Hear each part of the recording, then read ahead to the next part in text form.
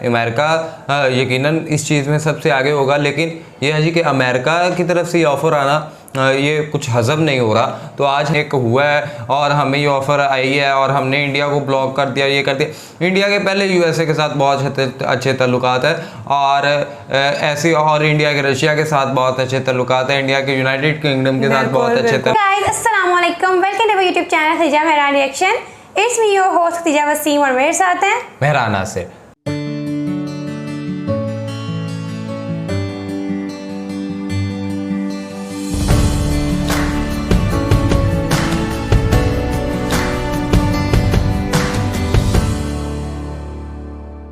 नाज़रीन, यूएनएससी मतलब United nation security council की जो एक परमानेंट सीट थी वो पाकिस्तान को जो है वो ऑफ़र की गई थी और पाकिस्तान ने ये रिजेक्ट कर दिया। ये दावा है पाकिस्तानी मीडिया का। अब देखना ये है, पाकिस्तान एक जानब फैटफ में है, इसी तरह इमरान खान साहब जो हैं वो अमेरिका के ख़िलाफ़ साजिश का जो है वो इल्ज़ाम भी लगाते रहे। तो ऐसे में पाकिस्तानी मीडिया किस तरह ये क्लेम कर सकता है जी कि बहुत से बड़े बड़े जो वेस्टर्न किस्म के कंट्रीज़ हैं और पावरफुल वेस्टर्न कंट्रीज़ हैं, उन्होंने जो है ये ऑफ़र की है और अमेरिका यकीनन इस चीज़ में सबसे आगे होगा। लेकिन यह है जी कि अमेरिका की तरफ से ये ऑफ़र आना ये कुछ हज़म नहीं हो रहा। तो आज हम देखते हैं कि पाकिस्तानी मीडिया क्या ये दावा कर रहा है, ये कितना सच्चा है कितना झूठा है, तो उसको देखने की कोशिश करते हैं। लेकिन उसकी तरफ जाने से पहले अगर आपने हमारा चैनल सब्सक्राइब नहीं किया, बस सब्सक्राइब और चैनल और आइकन को लास्ट में प्रेस करें। चलते हैं और देखते हैं।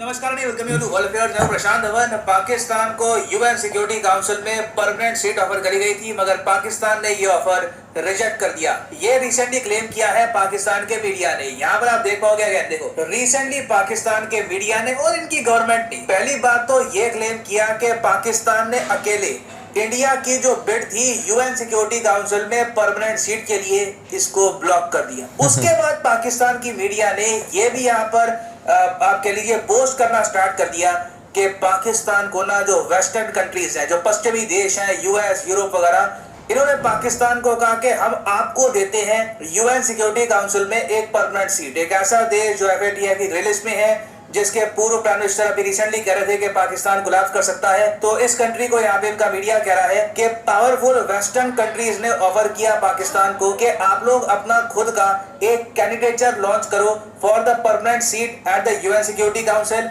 हम आपको बैक कर देंगे और हम आपको बनाएंगे यूएन सिक्योरिटी काउंसिल में एक परमानेंट मेंबर। मगर पाकिस्तान ने यहाँ पर मना कर दिया। अब यहाँ पर आप कहोगे ऐसा ऑफर कोई मना क्यों करेगा, इसका रीजन क्या है? तो पहली बार तो हम जानेंगे कि जेन्युइनली ऐसा ऑफर दिया भी गया होगा या नहीं। फिर आगे यूएन सिक्योरिटी काउंसिल में क्या क्या हो रहा है ये भी हम डिस्कस करेंगे। बहुत कुछ आपको जानने को मिलेगा, मगर आगे बढ़ने से पहले आपसे क्वेश्चन पूछूंगा। प्रोजेक्ट 17 अल्फा बहुत न्यूज में आज के समय। बताना है आपको कि प्रोजेक्ट 17 अल्फा आखिर है क्या। ऑप्शन ए, क्या ये एक स्टेल्थ ब्रिगेड है? ये क्या ये नेवी की वॉरशिप है इंडियन नेवी? क्या ये कोई इसरो का नया लॉन्च व्हीकल है? क्या ये रशिया का नया मिसाइल है या फिर क्या ये इजराइल का नया मिसाइल डिफेंस सिस्टम है? कमेंट सेक्शन में करिए उत्तर। सही आंसर मैं आपको दूंगा वीडियो के अंत में। ना यूनाइटेड नेशन सिक्योरिटी काउंसिल के बारे में आप बचपन से सुनते आ रहे होंगे कि इसका विस्तार होना चाहिए। बहुत लिमिटेड कंट्रीज हैं, गिनती के सिर्फ 5 कंट्रीज आपको मिलेंगे जो परमानेंट मेंबर है यूएन सिक्योरिटी काउंसिल में। अब आज के समय आप इतने बड़े हो चुके हो, आज तक यूएन सिक्योरिटी काउंसिल का विस्तार नहीं हुआ। अब ये बात रिसेंटली यूएन जनरल असेंबली जहां पर 193 कंट्रीज हैं, इसके जो प्रेसिडेंट है अब्दुल्ला शाहिद, जो मालदीव्स को बिलोंग करते हैं, इन्होंने ये कहा कि यूएन सिक्योरिटी काउंसिल का विस्तार कब करोगे? 77 साल हो गए यूएन सिक्योरिटी काउंसिल का विस्तार नहीं हुआ। जब last time UN security council का विस्तार हुआ था तब उस वक्त यूएन की जनरल असेंबली में थे 113 कंट्रीज। ये मेंबरशिप बढ़कर अब 193 हो गई। मतलब कि जनरल असेंबली में तो बहुत से नए देश ऐड हुए, मगर सिक्योरिटी काउंसिल आज भी फ्रोजन स्टेट में है, इसमें कोई तरक्की नहीं हुई। और इंडिया ने भी यहाँ पर कहा कि लग रहा है कि अभी 75 इयर्स और लग जाएंगे यूएन सिक्योरिटी काउंसिल के रिफॉर्म में। ये ऑफ कोर्स इंडिया ने ताना देते हुए कहा है, हम लिटिल सेंस में यहाँ पर नहीं कह रहे कि 75 इयर्स लगेंगे। मगर जैसे ही इंडिया की ये स्टेटमेंट आई कि अभी तो आप यहाँ पर रिफॉर्म करने को तैयार ही नहीं है, कब रिफॉर्म करोगे, पाकिस्तान ने इस स्टेटमेंट पे जंप कर दिया और यहाँ पर आप देख पाओगे पाकिस्तान के जो विदेश मंत्री हैं बिलावल भुट्टो जरदारी, इन्होंने ये ट्वीट कर दी कि पाकिस्तान ने इंडिया का जो अटेम्प्ट था परमानेंट सीट पाने का यूएन सिक्योरिटी काउंसिल में, इसको ब्लॉक कर दिया, इसको थ्वार्ट कर दिया, मतलब कि पाकिस्तान ने इंडिया को रोक दिया है। और इन्होंने यहाँ पर इस टाइप के जो आर्टिकल है जो मैंने आपको वीडियो की स्टार्ट में दिखाए थे, ये भी शेयर किए लोगों को बताने के लिए कि किस तरीके से पाकिस्तान पिछले 7 दशकों से लगातार साउथ एशिया को पीछे रख रहा है और आज भी जिस काम के लिए ब्रिटिशर्स ने पाकिस्तान को बनाया था, पाकिस्तान वो काम प्रॉपरली कर रहा है। और इसके अलावा पाकिस्तान के जो कई मेंबर ऑफ पार्लियामेंट है, इन्होंने ये भी यहाँ पर ऐड किया कि डिप्लोमेटिक फ्रंट में ये पाकिस्तान की बड़ी जीत है। और तो और इनके मीडिया ने फिर इसके आगे एक और क्लेम डालना स्टार्ट कर दिया, जो पाकिस्तान के कई पॉलिटिशियंस ने भी इसको आगे फिर सर्कुलेट किया है कि एक्चुअली में कहानी ये है कि जो पश्चिमी देश है, यूएस, यूरोपियन यूनियन, इन्होंने पाकिस्तान को यह कहा कि आप ना यूएन सिक्योरिटी काउंसिल का जो विस्तार करना है इसको ब्लॉक मत करो, आप खुद हमारी तरफ आ जाओ, हम आपको यूएन सिक्योरिटी काउंसिल पे सीट देंगे। पाकिस्तान को ये ऑफर आई मगर पाकिस्तान ने रिजेक्ट कर दिया। अब ये जो बातें हैं, मुझे लग रहा है कि इमरान खान ने रात को 7 बजे के बाद ये आर्टिकल लिखा होगा, बट ऑब्वियसली इमरान खान ने आर्टिकल लिखा नहीं हुआ, बट लग ऐसी रहा है क्योंकि रियलिटी में ऐसा कुछ भी नहीं हुआ। कोई भी इंटरनेशनल मीडिया, कोई भी रिपोर्ट इस क्लेम को सपोर्ट नहीं करती कि पाकिस्तान को पश्चिमी कंट्रीज ने यूएन सिक्योरिटी काउंसिल की सीट ऑफर करी थी। खैर, पाकिस्तान का मीडिया अपनी तरफ से ये क्लेम कर रहा है।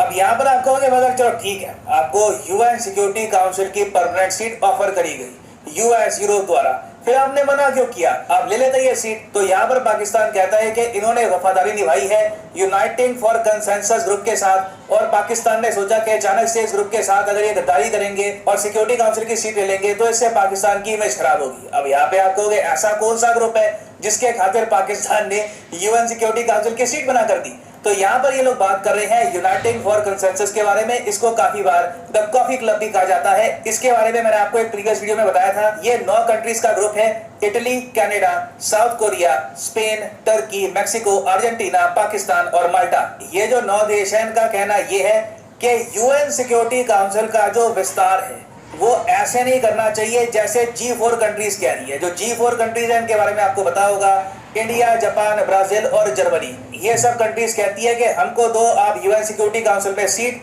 वीटो पावर के साथ। मगर जो कंसेंसस वाली कंट्रीज हैं यहाँ पर, जिसको कॉफी क्लब भी कहा जाता है, ये कहती है कि आप ना परमानेंट जो मेंबर्स हैं इनकी लिस्ट मत बढ़ाओ। यूएन सिक्योरिटी काउंसिल में जो नॉन परमानेंट मेंबर है, आपको पता होगा यूएन सिक्योरिटी काउंसिल में ये तो स्थायी मेंबर हो गए, उसके अलावा 10 होते हैं अस्थायी मेंबर। ये 2-2 साल के लिए बनते हैं यूएन सिक्योरिटी काउंसिल में मेंबर्स।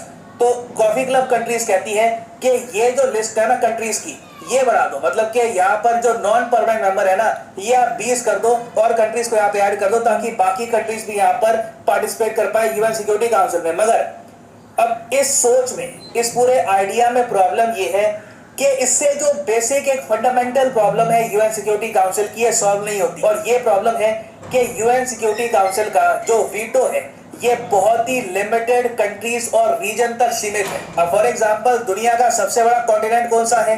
एशिया। एशिया में कितने वीटो वोट है? सिर्फ 1 वीटो वोट। दुनिया के सबसे बड़े कॉन्टिनेंट में सिर्फ चाइना के पास वीटो है। फिर यूरोप में आप अगर देखो, जरूरत से ज्यादा वीटो आपको मिल जाएगा। फ्रांस आपको मिलेगा यूरोप में, यूनाइटेड किंगडम आपको मिलेगा यूरोप में, रशिया आधा यूरोप में आता है, आधा एशिया में आता है। मगर आप प्रेडोमिनेटली कह सकते हैं कि रशिया की जो पहचान है दूर से, it is more of a European country, तो इसको भी आप यूरोप में ही गिन लो रशिया को, और उस सब के अलावा आप यूएसए को और ऐड कर दो। तो बेसिकली वेस्टर्न कंट्रीज के पास बहुत ज्यादा पावर आ जाती है वीटो को लेकर। साउथ अमेरिका, अफ्रीका और इवन एशिया के जो बाकी रीजन है वहां पर वीटो की पावर है नहीं। तो यूएन सिक्योरिटी काउंसिल में प्रॉपर तरीके से डेमोक्रेसी हम नहीं कह सकते आ चुकी है। हर रीजन को रिप्रेजेंटेशन यहाँ पर नहीं मिल रही। और अगर नॉन परमानेंट मेंबर्स की लिस्ट आप अगर कहते हो बढ़ा देते हैं, चलो 20-30 कर देते हैं, it will have no impact. इनके पास वीटो पावर नहीं होगी, 2 साल के लिए आएंगे, चले जाएंगे, कोई पॉलिसी कंटिन्यू यहाँ पर होगी नहीं।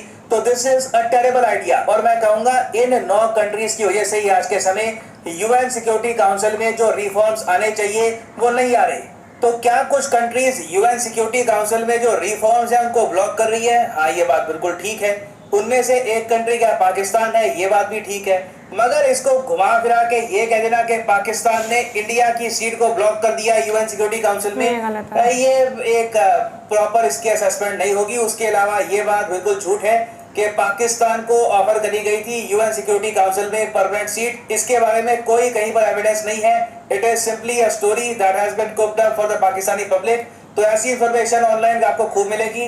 B aware, understand what is actually happening. ना वापस आते हैं अपने क्वेश्चन की तरफ कि प्रोजेक्ट 17 अल्फा ये किससे रिलेटेड है। तो सही उत्तर यहाँ पे है, it is related to stealth brigades of the Indian navy. Project 75A के अंदर टोटल हम 7 स्टेल्थ ब्रिगेड्स बना रहे हैं फॉर द इंडियन नेवी। इस प्रोजेक्ट की पूरी कॉस्ट है 45,000 करोड़ इंडियन रुपीस। और रिसेंटली चौथी जो स्टेल्थ ब्रिगेड है ये राजनाथ सिंह जी ने करी है लॉन्च। और फाइनली यहाँ पर मैं ये भी क्या कहती है, मैं तो एक चीज़ ये वाजे कर देना चाहता हूँ कि ये अब पाकिस्तानी गवर्नमेंट ना लॉलीपॉप दे रही है पाकिस्तानी आवाम को जी कि आप देखें जी इमरान खान तो साजिश कहता था, फलाना कहता था, तो देखो हमारे तो यूएस के साथ ताल्लुक है, यूएस का तो कुछ है ही नहीं। और दूसरा हम देखो मुल्क को कितना आगे लेके जा रहे हैं। तो ये प्री प्लान्ड प्रोपेगेंडा किस्म की सोच है।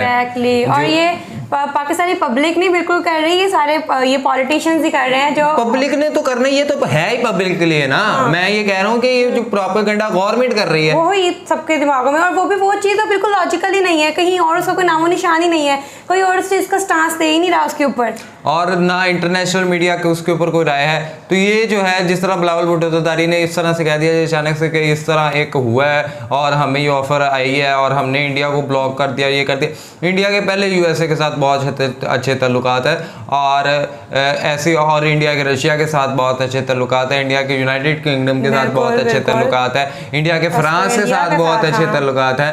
ऑस्ट्रेलिया इसमें कहाँ आ गया खदीजा?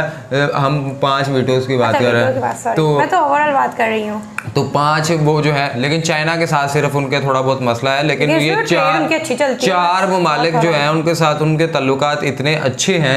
और ये जो है जी पाकिस्तान उनकी सीट ब्लॉक कर देगा। और दूसरा ये कि पाकिस्तान को ऑफर हो गई है जो खुद अभी फेटफ और ग्रे लिस्ट में है, और जिसके ऊपर अभी फेटफ की अभी है सैंक्शंस वगैरह लगे IMF से कर्जे लेने के लिए। और अभी जी हमें वो हो गया यूनाइटेड नेशन सिक्योरिटी काउंसिल में। हाँ, नो डाउट ये जो है एक अच्छा लॉलीपॉप है पाकिस्तानी आवाम को देने के लिए जी कि हाँ भाई हमने तो देखो कहाँ से कहाँ ले गए हैं मुल्क को, ये वो। तो ऐसा अगर होता तो लिटरली बहुत बड़े बड़े जो इंटरनेशनल मीडिया आउटलेट्स हैं उन पर भी इस चीज़ का कुछ ना कुछ तो ज़्यादा नहीं तो कम से कम इसकी हॉर्न हो तो उन्हें भी होती, लेकिन ये कोई इतनी ख़ास दिखाई नहीं देती। सो एट द एंड मैं तो ये कहूँगा कि ये एक झूठ है कि Pakistan rejected United nation security council permanent seat, और ये पाकिस्तानी मीडिया ने कहा है। और अब जो नज़र आ रहा है या जो हमने देखा या जो हमने वीडियो में देखा उससे ऐसे ही लगता है कि ये एक झूठ है। आप बताएं ये झूठ है या सच है? नीचे दिए गए कमेंट बॉक्स के अंदर लाजमी बताइए। साथ ही साथ हमारे चैनल को सब्सक्राइब करें, बेल आइकन को प्रेस करें, इंस्टाग्राम आईडी मेंशन में फॉलो करें, सजेशंस दें। तब तक के लिए अपने मेज़बानों को इजाज़त, दुआ में याद रखें। अल्लाह निगहबान।